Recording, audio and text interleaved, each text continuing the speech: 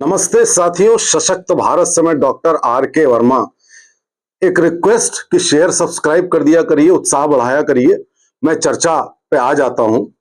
Supreme court में एक petition file हुई है बिहार के चुनावों को लेकर। और पिटीशन किस बात की है सुनेंगे तो हैरानी हो जाएगी। मुझे बड़ा आश्चर्य है साथियों।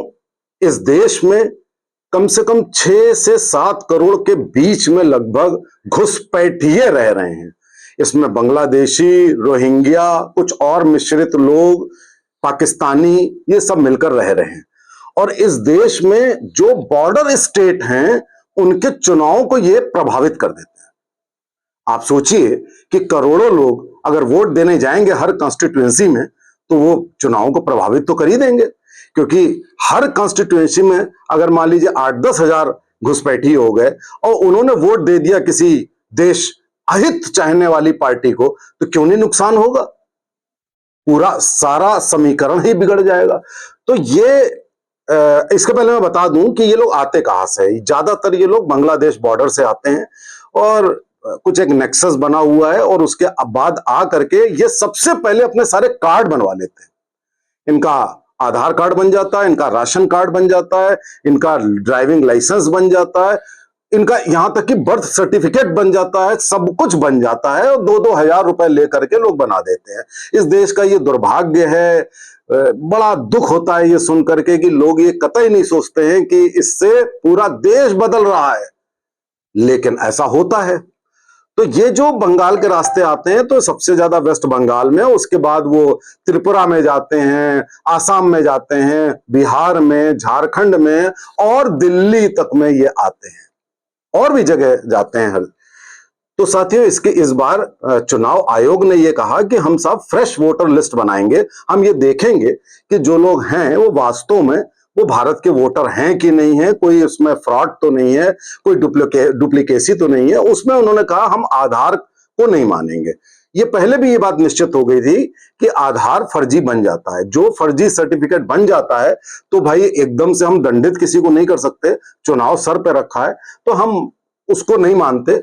हम कुछ और डॉक्यूमेंट्स मांगेंगे ये देखने के लिए कि आप कब से भारत में रह रहे हैं, आपके पिता कौन थे, आपका व्यवसाय क्या था। तो उन्होंने उस आधार पर वो अपनी तफ्तीश शुरू करी।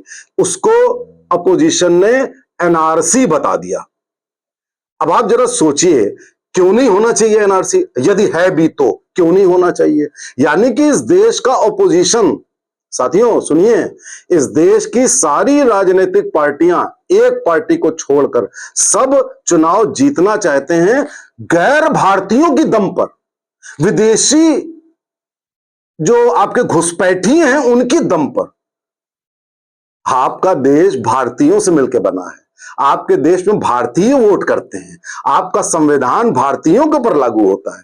और किया क्या जा रहा है कि जो गैर भारतीय हैं, जिनको हम चोरी छुपे ले आए हैं, और इनमें जितने भी लोग हैं ये अपने कारपोरेटर और अपने विधायक इनसे मिसकोट करके ये सब उनका कार्ड बना के वोटर आईडी कार्ड भी बनवा देते हैं।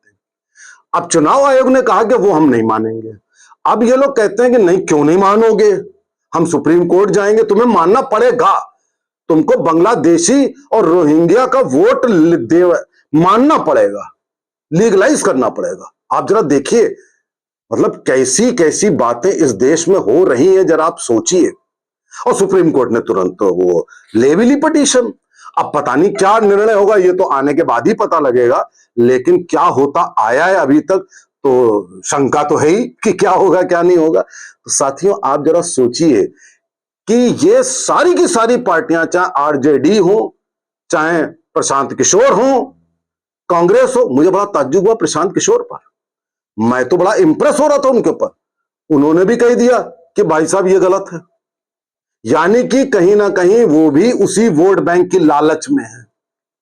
देखिए, जो आदमी कह रहा है दूसरों को वंशवाद के लिए और लालच के लिए, भ्रष्टाचार के लिए, वो स्वयं भ्रष्टाचारी है, वो स्वयं लालची है वोटों का। तभी वो फेवर कर रहा है कि साहब रोहिंग्या बांग्लादेशियों के वोट पड़ने चाहिए। पढ़ने का मतलब है चुनावों को प्रभावित करना। अब साथियों, एक बात सुनिए जरा। इन्होंने जो पिटीशन फाइल करी है, इन्होंने कहा है कि साहब चुनाव आयोग का काम चुनाव करना है। किसी की राष्ट्रीयता डिसाइड करना नहीं है, नेशनलिटी डिसाइड करना नहीं है। ये इतने बेवकूफ हैं, बड़े बड़े वकील, जूरिस्ट इतने बेवकूफ। इलेक्शन कमीशन का काम होता है फ्री एंड फेयर इलेक्शन कराना। फ्री एंड फेयर इलेक्शन कराने में फेयरनेस दिखाने के लिए वो वोटर लिस्ट बना रहा है। आप क्यों ऑब्जेक्शन कर रहे हैं? क्यों नहीं बनाएगा? कैसे फेयर होगा? क्या क्या चुनाव आयोग क्या रोहिंग्या बांग्लादेशियों के वोट लेकर के उनको काउंट करके देश को बता दे कि रोहिंग्या जीत गया, बांग्लादेशी विधायक जीत गया? क्या ये कर दे? हर सीधी सी बात है कि वो फ्री एंड फेयर, और फेयर के अंतर्गत आता है कि हम वोटर लिस्ट को रिवाइज करेंगे कि ये वोटर जेन्यून है कि नहीं जेन्यून है। अब पता नहीं भैया कि सरकार की तरफ से ये लॉजिक रखी जाएगी कि नहीं रखी जाएगी। मैं तो ये लॉजिक दे रहा हूं, और ये लॉजिक रखनी चाहिए फ्री एंड फेयर इलेक्शन वाली। वो कोई नेशनलिटी का मुद्दा वो डिसाइड नहीं कर रहा है, कह रहा है फ्री एंड फेयर। आप इस देश के नागरिक हैं कि नहीं है, आप तभी वोट दे सकते हैं। क्यों?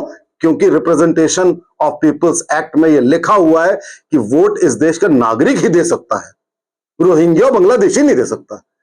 लेकिन भाई साहब अमादा हैं ये जितने, अभिषेक मनु सिंघवी, कपिल सिब्बल, ये सब इस देश का खाते हैं, और जा करके सुप्रीम कोर्ट के सामने कहते हैं कि साहब रोहिंग्या बांग्लादेशी वो असली वोटर हैं, और उन्हीं के वोट के आधार पर देश में विधानसभाएं और जो आपकी पार्लियामेंट ये चलेगी।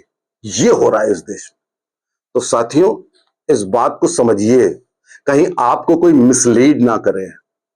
जो बिहार में हो रहा है वो हर राज्य में होना चाहिए, पूरे देश में होना चाहिए। केवल जेन्यून इंडियन ही वोट दे सकता है। नमस्ते, जय हिंद, जय।